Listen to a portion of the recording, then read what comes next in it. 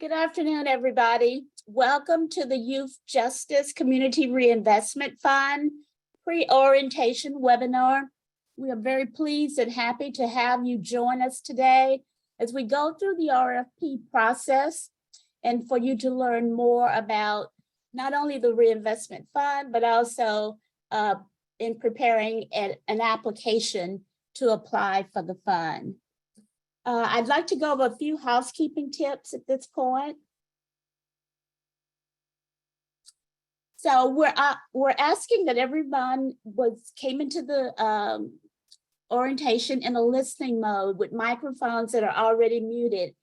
If you want to ask a question, we also ask that you use the Q&A tab. You can find it at the bottom of your screen. You can also use the chat function as well, but if you use the Q&A tab, and then as we go through the webinar, we will try to answer the questions. We have a section at the end of the presentation for questions, and we'll be covering those at that time. Any questions that we cannot address during this webinar, you can send them to the link that's showing there, changehappens.tx.org/FAQ. All questions that are received, whether in this webinar or through other means, will be posted to that site. If you're joining the conference by phone, you can email your questions to youthjusticefund.info@changehappens.tx.org, or you can just go to the Change Happens website and enter YJRF. This webinar is being recorded. It will be posted on the Change Happens website, and all participants will receive a copy of the presentation. We also ask that you complete a brief 1-minute survey. It will come up at the end of today's presentation.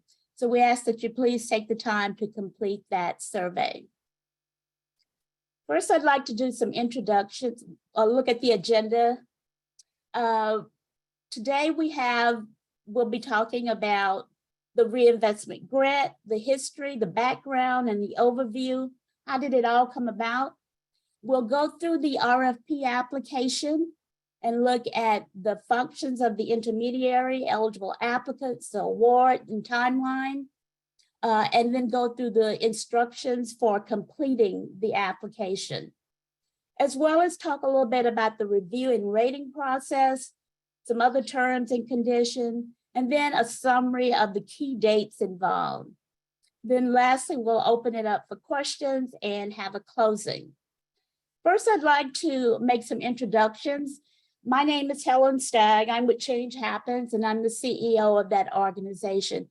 Change Happens, community-based organization, over 33 years in Houston, working to provide services to disadvantaged, marginalized, and vulnerable communities. We've grown from a staff of 30 years ago to over 80 employees. We're also in about 59 counties throughout Texas. Joining me today is one of Change Happens staff, Dr. Sajida Mignon. She will be the program coordinator for the intermediary program, and she will be joining us and going through the application.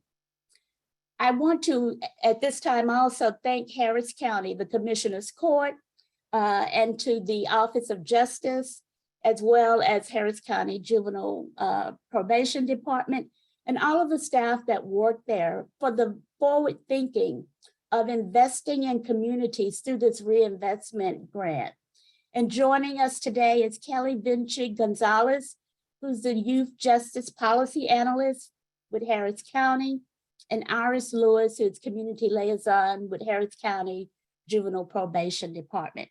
I'd like to turn it over now to Kelly to provide a little information about the grant itself, the history and the overview, and the expectations. Kelly? Sure. Thank you, Ms. Stagg. And thank you to everyone who took time out of their day to participate and sit in and learn more about this opportunity. My name's Kelly Venci Gonzalez. I'm the policy analyst. I've been working on the reinvestment fund for over a year now. I took over from another person who left, and going back over the history, and just one little housekeeping. We used to be the Justice Administration Department, and now we're the Office of Justice and Safety. So just so if you see the OJs, that's what we are now rather than JAD. So this concept really came from a survey and research done by my predecessor on how we increase community supports and services for folks in Harris County. And in some of those dialogues and roundtable sessions, what came up was a lot of these small grassroots organizations felt like they could not compete for funding with the bigger, more well-established nonprofits. So learning and knowing that knowledge, we went and looked at different models around the country on how we can increase our capacity, which aligns with the sort of the movement with JPD of really trying to serve kids in their community and move away from detention and incarceration and keeping kids with supports in the community, because everyone, I'm sure, knows the long-term effects of detention for kids are not good or not positive. So JPD is really trying to sort of pivot to increase those supports so that kids can be successful in their communities and stay with their family.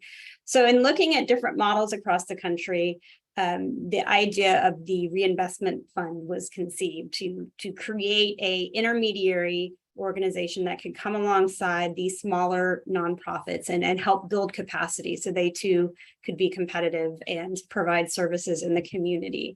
So in January of 2021, during budget presentations for Harris County, the OJS presented a budget line allocation for the creation of this reinvestment fund of $2 million, and juvenile probation followed along and provided another $2 million for this reinvestment fund, totaling $4 million. That was passed by Commissioners Court unanimously in February of 2021.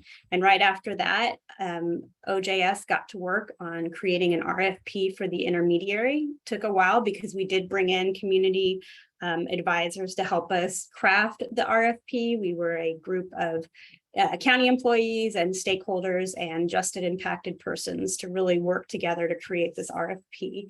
It went out, and initially we had to cancel it, and we sort of had to recircle the wagons where we needed to talk to local nonprofits to see what we could do to attract others to apply. And then we republished about 6 weeks later. And through a competitive process, Change Happens was selected as the intermediary in April of 2022. That was approved unanimously by Commissioners Court.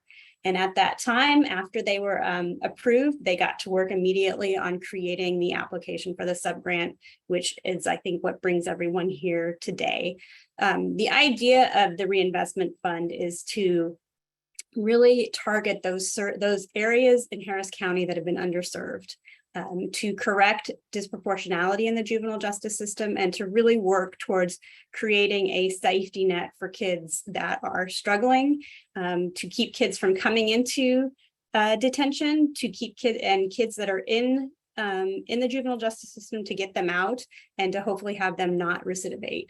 So that is kind of the goal. We are casting a wide net. This is a partnership with Change Happens, JAD, and JPD.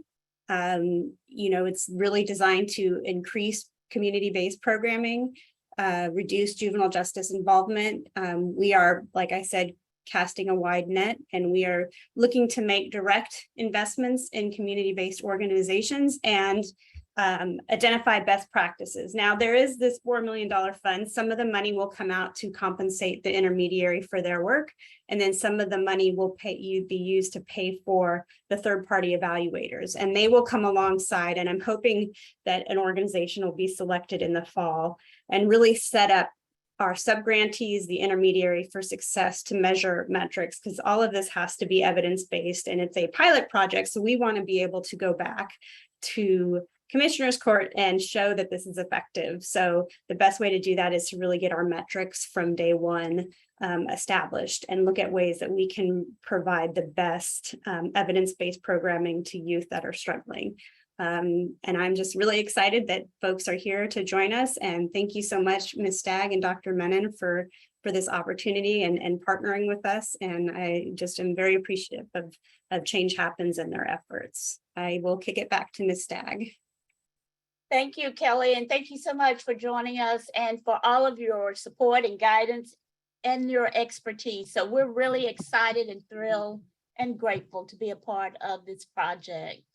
Now I'm going to turn it over to Dr. Sujita Menon, who will be able to give us, take us through the application process. Sujita? Hi, thank you so much, Ms. Stagg, and thank you so much, Ms. Kelly, for the background and history of this fund. I'm happy to take us through the role of Change Happens as the intermediary organization. And primarily, our role is to support grassroots services providers and community-based organizations with a focus on communities of color to prevent future justice involvement. Our role is to engage directly with impacted communities to determine which type of services to fund, and then select grantee organizations, as with this RFP process now. And as we go along, we will move through and let you know more about how we will be doing that. Administer the grants to approximately 4 to 6 organizations at variable funding levels. Support grantee organizations through training, coaching, building capacity and infrastructure, monitoring, auditing, facilitating partnerships and best practices. Reporting on these grants through program performance and financial reports through what we call shared metrics of youth well-being to track grantee success. So we will provide a data collection platform for tracking outcomes quarterly and submitting these reports to the funders. We are also the point of contact for problem solving, resolving conflicts, or responding to complaints. So here we have the eligible applicants. If you are a nonprofit having a 501c3 designation, or if you're a nonprofit that does not have a 501c3 designation other than institutions of higher education, you are eligible to apply for this fund. If you are a faith-based organization and if you are based in Harris County, you're also eligible to apply for the fund.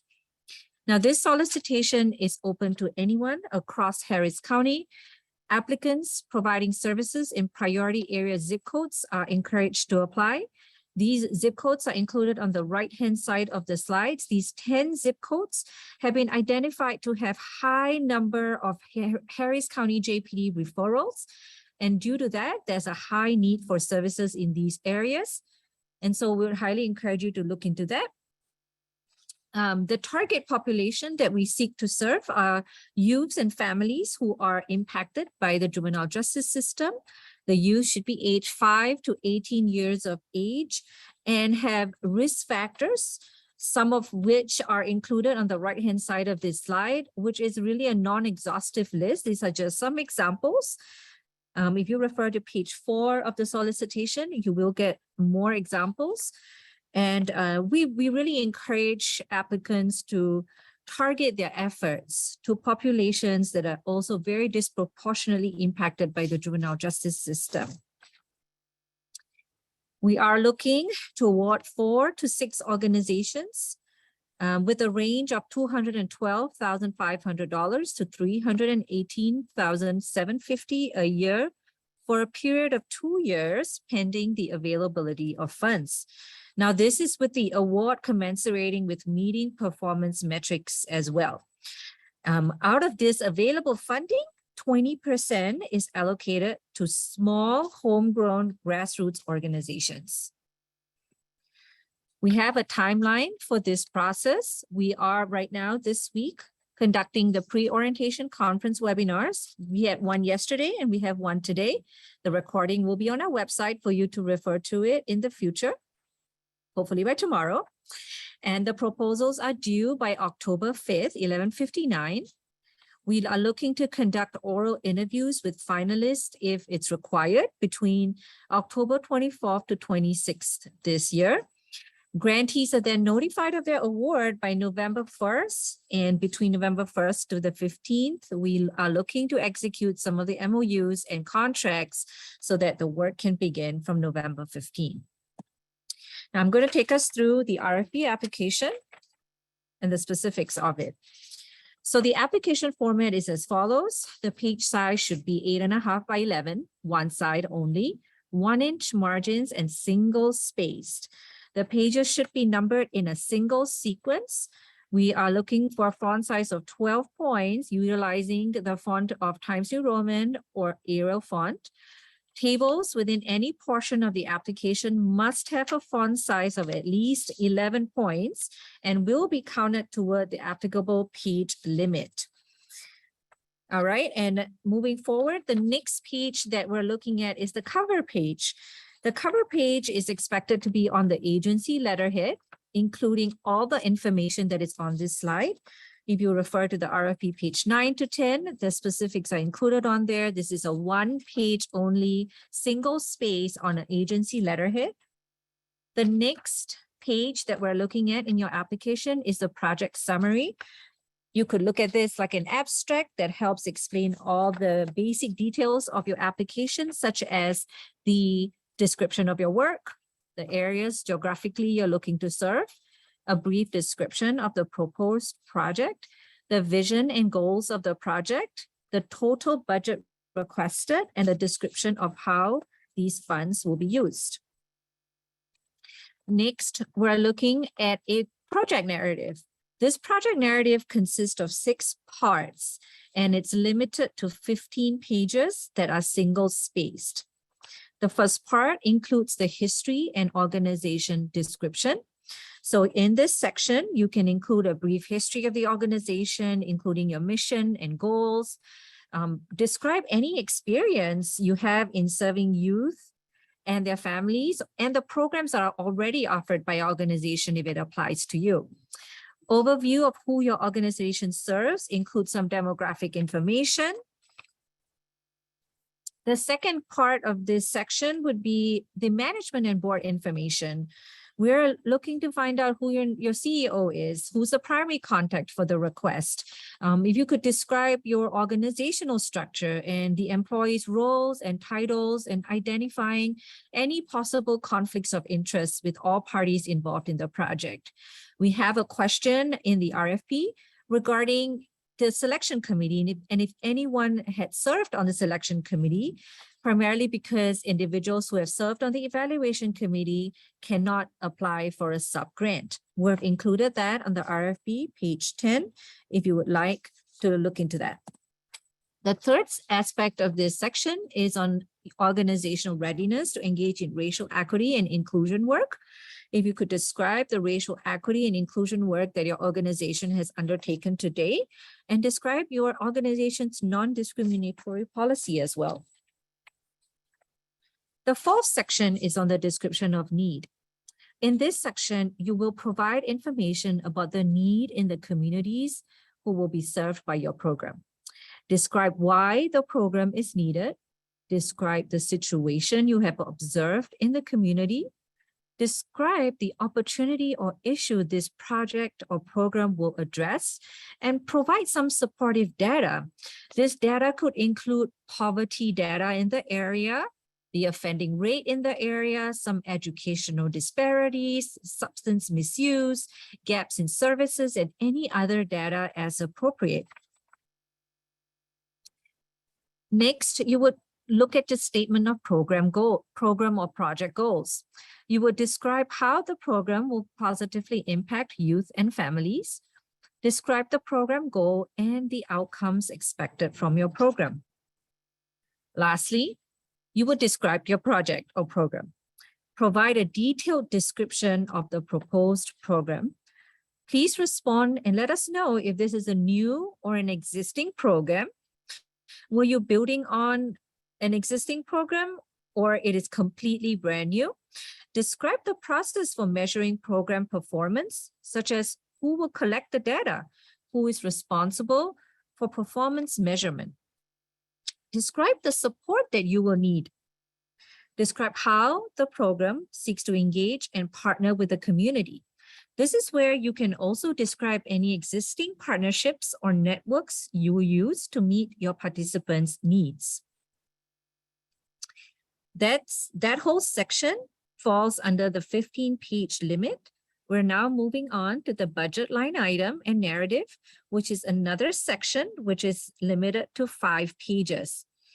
In the budget line item and narrative, which can be found on the RFP page 11, should justify in detail a line-by-line item, the costs that are proposed in each of the cost categories. Please request for funding for activities that are not already funded or supported by other funding sources. Supplanting for activities already funded is not allowed. Budget should show a yearly breakdown of costs for each line item in a 12-month budget period. And if this project starts on November 1st this year, please utilize that yearly budget to end by October 31st, 2023. Cost should be reasonable and necessary to the performance of proposed deliverables. The budget line item and narrative, and when we say narrative, it's to explain your budget line item, is limited to 5 pages only. There are some budget attachments that we are requesting from you as part of your application. Firstly, the general operating budget for the most recently completed fiscal year is required. This includes your budget summary, your fiscal year ending, your revenue, your expenses, and include the data sources of your expenses and revenue and indicate where they are from. Please also explain some notable sources of revenue. This includes some foundation support, contributions from foundations of people, or individuals, earned income, public support, and that could also include government grants, contracts, investment income. You could have proceeds from some special events you had run. So please include that in your budget as well. And we would like for you to include your most recently filed IRS Form 990 or other relevant financial statements. If this is not applicable for you and your organization right now, please include and explain that it is not applicable to you. Also include an audited financial statement. And again, if this does not apply, please indicate as none on the application. Page 11 and 12 does have more information about this. Other attachments that are needed, please include 2 letters of support from, and we had some of these questions yesterday, from what does that mean? What does support mean? And we encourage you to seek out your stakeholders, people you work with and people who can attest to your work and willing to write you a support letter, which is very different from a letter of commitment. They're not committing to be part of your work, but they're attesting to the work that you do. We are asking for 2 letters and a copy of an IRS 501c3 tax exempt designation letter if it's applicable. On an agency letterhead, please include a written acknowledgement to consent to participate in learning community and evaluation activities. Again, on another letterhead, include a written acknowledgement to attest to the organization's commitment to the goals of the fund. And lastly, acknowledgement letters signed by the authorized official of your organization. Now, there is an Appendix C on your RFP that you can refer to a sample budget template that can be used to guide you as you prepare for this budget. And that can be found on page 22 to 27. All right, by submission, there are a few ways that you can submit your application. The first way is through email. We encourage you to save and scan all your documents as PDFs. Please separate this into 3 files. The first file should be your narrative. And as you separate them, please save these documents as your agency name and the narrative proposal, the agency name and the budget line item and narrative, the agency name, and all the attachments we have requested. So as you name these files, it's easier for us to make sure that we have all the documents. Please include the subject line in the email as Youth Justice Reinvestment Fund Grant and the name of your organization. All applications must be received in our email inbox, the Youth Justice Fund at changehappenstx.org, by October 5th, 11:59. Another way you can submit your application is through mail. If you are submitting this through mail, please ensure that the mail is being postmarked no later than October 5th. And if you're using this option, you're encouraged to get confirmation of the postmark date from the delivery service. The mailing address is included on this slide, and please ensure that you utilize this checklist from cover page to the written attestation letter to ensure that every item is included in your packet. Lastly, if you would like to drop off your application physically, we are located at 3353 Elgin Street, and you can drop it off no later than the close of business, October 5th at 5 p.m. We cannot guarantee that someone will be there after 5 p.m. to receive the application, so please ensure you allocate enough time to ensure you get to the location by that time. Again, there's a checklist item that we include here for you to refer to in the event that you are doing this physically. All right, here is some review criteria for the application. We are looking for a complete application and compliance with all the instructions, format, and guidelines. The scoring committee is comprised of independent peer reviewers. There is a adherence to a conflict of interest policy. All evaluators must review and score the proposals based on the application's response. Incomplete applications will not be considered. Here is the proposal review criteria. As this rubric will be utilized for all our peer reviewers, and we will look at it section by section. The cover page and project summary will have a point value of 5 points. The history and organizational description will be 15 points. The management and board information, 15. Organizational readiness to engage in racial equity and inclusion, 10 points. Description of need, 10 points. Statement of project goals, 10 points. Project description, 20 points, which is, you would see the highest value in this chart. Budget line item and budget narrative, 10 points, and all the attachments requested, 5 points.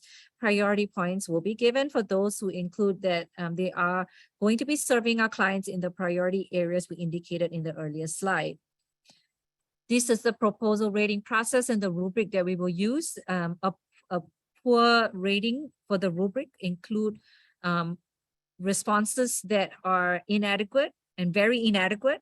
Fair include responses that addresses the criteria in a non-specific or unsatisfactory way. A satisfactory rating process is where the response addresses the criteria in an adequate way. A good response is when the response addresses the criteria in a substantial way, and excellent if it's responded to in an outstanding way. Here are some of the appendices that we have included in the RFP for your review. Appendix A includes the proposal application checklist. Appendix B includes what we're having today, the pre-orientation conference. Appendix C is a sample budget narrative, which could be very useful for preparing your own budget. Some other terms and conditions for you to note is that Change Happens reserves the right to negotiate funding all or portions of a proposal, issue amendments to the RFP, and modify the dates. The fund will not pay any costs incurred in responding to the RFP, the preparation of the grant, and so on and so forth. Change Happens reserves the right to request additional information. We are not responsible for any internal or external delivery delays, which is why we encourage you to get some form of a receipt to tell you that your meal is going to get to us the right time and place. Change Happens reserves the right to conduct interviews with top qualified bidders as well. The grantee policies. The organization selected for funding will be expected to do the following: demonstrate knowledge and understanding of the needs, risk, challenge, and opportunities to the target population. Participate in an organizational assessment conducted by Change Happens. Engage, create, and follow an action plan resulting from the assessment. Commit to the fidelity of the action plan as in your proposal. Participate in meetings and webinars, training, conference calls with Change Happens and other awardees, with OJS and JDP and advisory groups as requested. engage with community stakeholders, and maintain collaborative partnerships with community stakeholders, other awardees, and our funders, OJS and JDP. Please submit reports also as requested and manage and maintain a skilled and appropriate workforce, the ability to provide culturally competent services in appropriate languages for the community that's being served, manage the funds and maintain billing systems, participate in evaluation activities, and share best practices and be actively engaged in what we call a community of practice, peer-to-peer learning, where we gather all our sub-grantees to be able to share these best practices together. Here are some key dates to emphasize that once again, we are in the week of pre-orientation conference webinar, which will be concluded after today's seminar. The proposals are due October 5th, 11:59. We seek to conduct oral interviews with finalists if it's required in the week of October 24th to 26th. The grantees are notified of their awards by November 1st, and the MOUs and contracts are to be executed by November 15th. The exact timeline may be subject to changes. I'd like to pass the time now to Ms. Stagg to conclude this webinar. Thank you, Sajida. Thank you for doing an outstanding job. And I'd also like to thank the Change Happens team behind the, that you don't see, but Marcus Burra and William Santee for all helping to put this presentation together. We have a wide, diverse team, talented team at Change Happens, and certainly I am grateful every day to work beside them. Change Happens believes that there's nothing of significance that we can do by ourselves. It takes all of us working together. We believe that this reinvestment fund is an opportunity for us to learn from one another. As I mentioned in the beginning, that we're so pleased that the county has committed to recognizing that small grassroots home-based organizations are where the work is happening. They're seen in their community as trusted organizations. They're on the front line, and they are often don't have the capacity or the resources. This is an opportunity to help those organizations, and we look forward to working in that capacity. Even though we've grown over the years, each year we dare to do our work every day in the midst of the struggle for equity. And we know how small organizations have that struggle as well. But this collective kind of way of working together, it's going to bring all of our wisdom and our capacities together to think new thoughts, to have new ideas and to share those and to really make a difference. Not only that, we have an opportunity to show how this program can be replicated in other communities, not just here in Houston, but in Texas and throughout the nation. And that's why gathering the evidence and the data is so important, to be able to share that, and to ultimately the impact that we're having is to make a difference in the lives of young people and families. So I want to just share this parts of this poem, River Call by Manish Mishra, that says, we find ourselves here in community. Others are here. Some in front, some beside, some behind, but we're all a passenger. And every one of us is a captain, doing the best that we can. So we ask you to come, let us work on this journey together. And whether you are a grantee or not, it takes this whole community working together to really transform and make a difference. So I'd like to open it up for questions now. If you have any questions, you can go into the Q&A at the bottom of your screen, and we will go through those questions. And Sajida, we can monitor those and see if there are any questions or any chat. I see there's one there. So the question is from Dominique Bryant. Are newly established organizations ineligible for this RFP? No, we encourage all organizations that you can be a 501c3, you cannot be a 501c3, you can be newly created, we are encouraging all Harris County-based organizations to apply.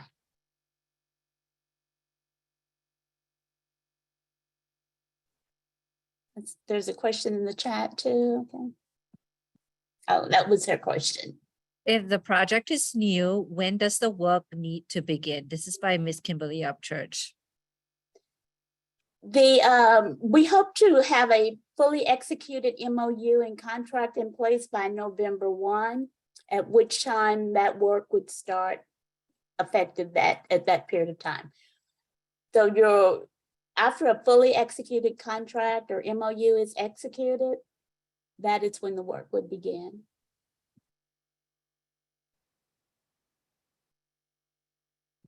Letters of support for new organizations. If you may have a personal friend, you may have a stakeholder, it may be someone from your church, a pastor, someone who knows of the work that you're trying to do or planning to do, or know of work that you have done in the past, can provide that letter of support.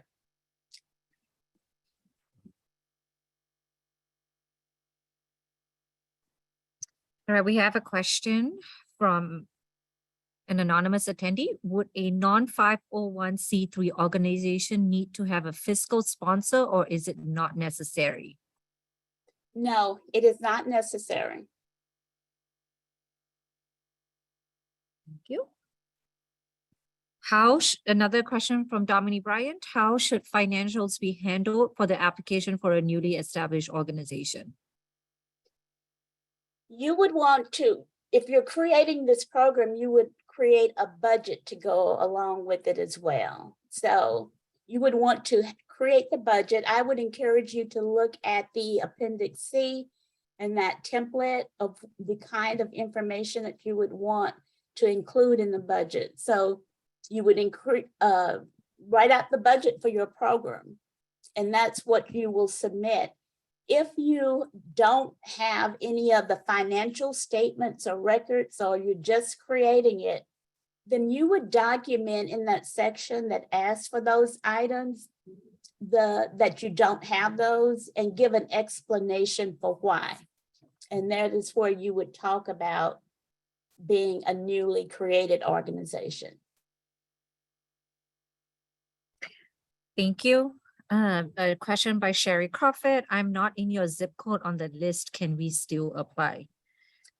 Yes, if you're providing services or you're based in Harris County, you are eligible to apply. That zip code list is not an inclusive list of every zip code. One of the things we wanted to identify is that there are some areas where the referrals into the criminal justice system is higher. And we want to give some priority to those, because that's evidence and data that indicates that a high number of young people are coming into the system.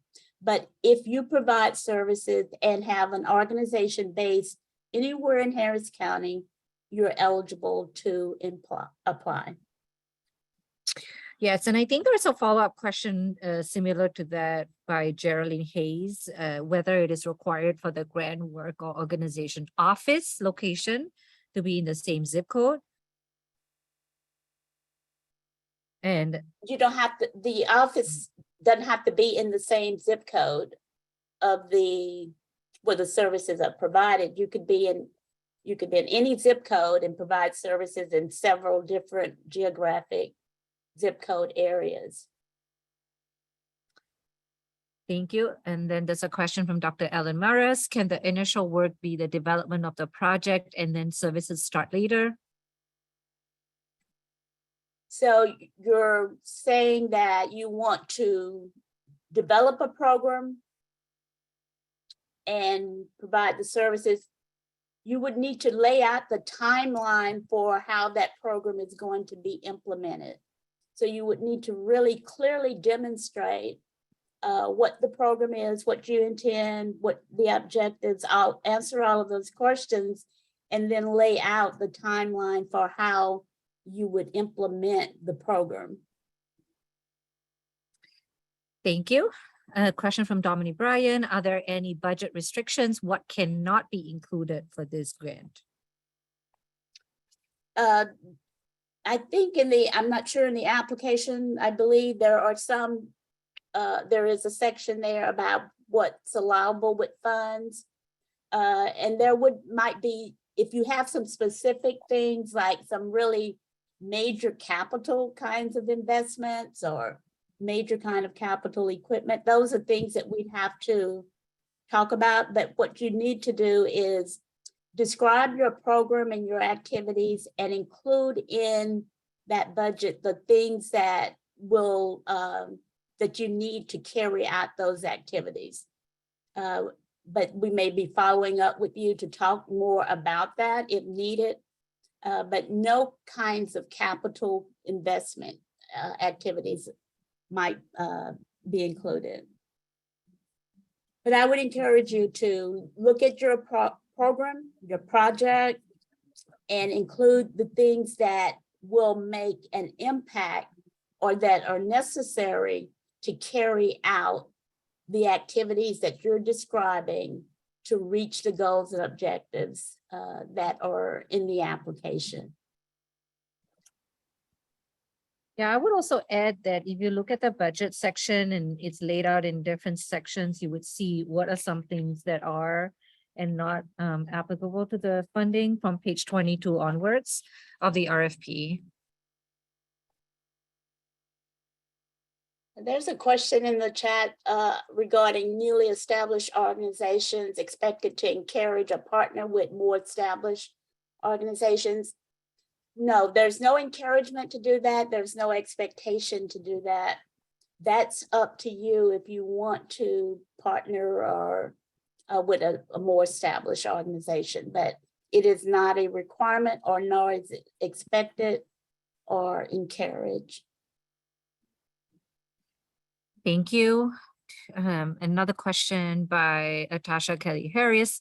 You mentioned Harris County-based organizations are eligible. Are organizations that office in outlying counties such as Fort Bend, those serve the greater Houston area, including the designated zip codes, eligible to apply? I think the answer was given earlier that it doesn't matter where your office location is, as long as the work that you're doing is within the Harris County area. Did you want to add on to that, Ms. Stagg? No, no further. Okay, thank you. And another question is, are newly established organizations expected or encouraged to partner with more established organizations? Yeah, that was the one I just went over. So there's no Yes. expectation or Okay. encouragement to do that. You. Okay. So I think there was a comment in the chat about why 77051 was not included, and Ms. Stagg has mentioned earlier that that's not an exhaustive list of zip codes, but those zip codes were highlighted by the department, Harris County JPD, because there were a very high number of referrals in those zip codes. And we don't deny that some of the zip codes have a lot of issues and need as well, but we couldn't highlight all of those zip codes in the application. So we just wanted to put it out there.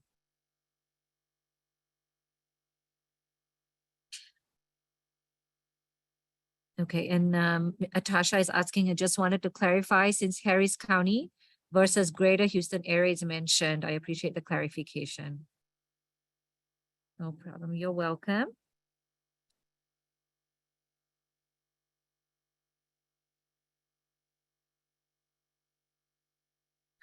I think we cleared all the questions. We have a little bit more time to see if anybody can think of anything else, just to make sure we answer everybody.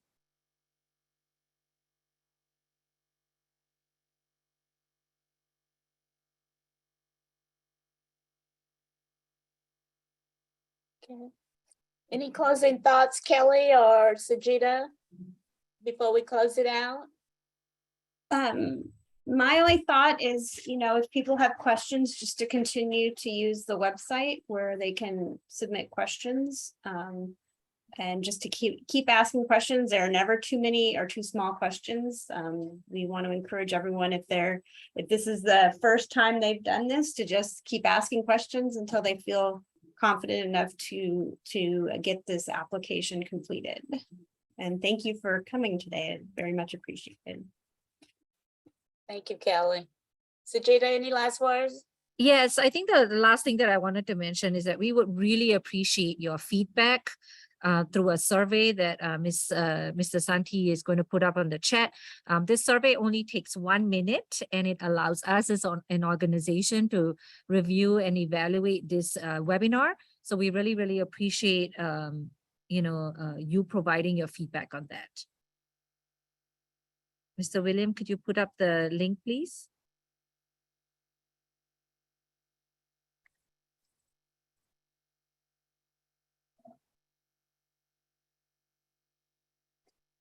Okay, it's a pleasure, and we look forward to working with you, and we thank you all for the privilege of your time today.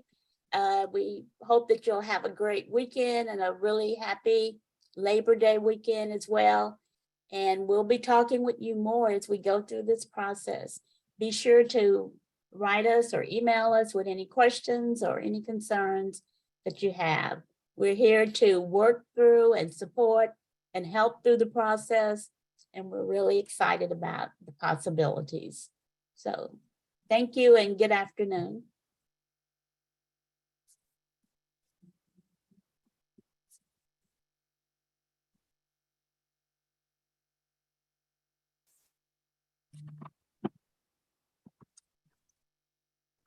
Ms. Bernadette Stinson, you have raised your hand. You have a question in the Q&A section. I was waiting for the survey. Hi, yes. Came on yesterday and I didn't get it either. Do you see that in your chat right now? I've just posted it again.